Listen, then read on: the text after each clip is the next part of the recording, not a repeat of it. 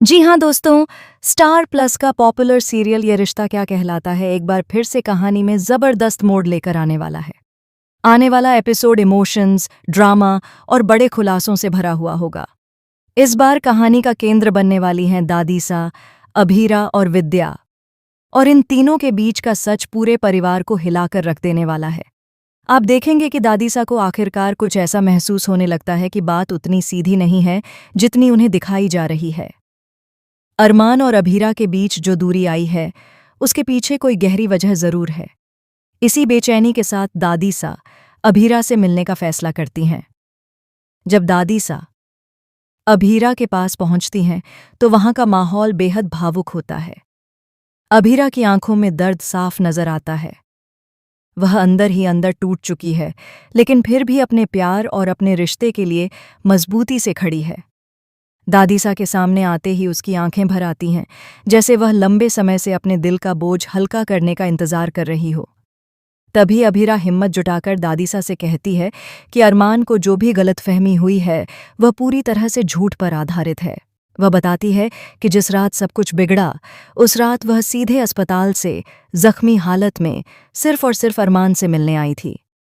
उसके दिल में सिर्फ एक ही बात थी, अरमान को सच्चाई बतानी है और अपने रिश्ते को बचाना है। लेकिन किस्मत को शायद कुछ और ही मंजूर था।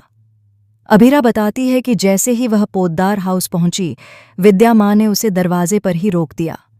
उसे अंदर आने की इजाज़त नहीं दी गई। वह बार बार विनती करती रही कि उसे अरमान से मिलने दिया जाए, लेकिन उसकी एक न सुनी गई। यह सुनकर दादीसा के पैरों तले जमीन खिसक जाती है। वह हैरानी से कहती हैं, लड़की, तुम ये क्या कह रही हो? विद्या ऐसा क्यों करेगी? आखिर उसे क्या जरूरत थी तुम्हें रोकने की? अभीरा आंखों में आंसू लिए जवाब देती है, दादीसा, मुझे नहीं पता कि विद्या माँ ने ऐसा क्यों किया, लेकिन सच यही है कि उन्होंने मुझे घर में घुसने नहीं दिया। मैं अरमान से मिलना चाहती थी, उन्हें सच्चाई बताना चाहती थी, लेकिन मुझे उनसे मिलने तक नहीं दिया गया। अगर उस रात मुझे अरमान से मिलने दिया जाता, तो आज हमारा रिश्ता इस मोड़ पर नहीं होता। अभीरा की बातें सुनकर दादीसा पूरी तरह सन्न रह जाती हैं। उन्हें समझ नहीं आता कि आखिर इतने बड़े सच को उनसे छुपाया क्यों गया। उनके मन में गुस्सा भी है और दुख भी। उन्हें यह एहसास होता है कि शायद परिवार के भीतर ही कोई ऐसी चाल चली गई जिसकी वजह से दो दिलों के बीच दूरी आ गई।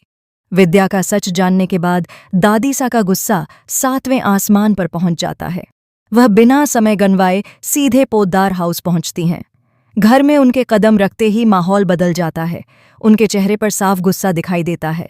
परिवार के लोग समझ जाते हैं कि आज कुछ बड़ा होने वाला है। दादीसा सीधे विद्या के सामने खड़ी हो जाती हैं और उनसे सवाल करती हैं, क्या यह सच है कि तुमने अभीरा को उस रात घर में आने से रोका था?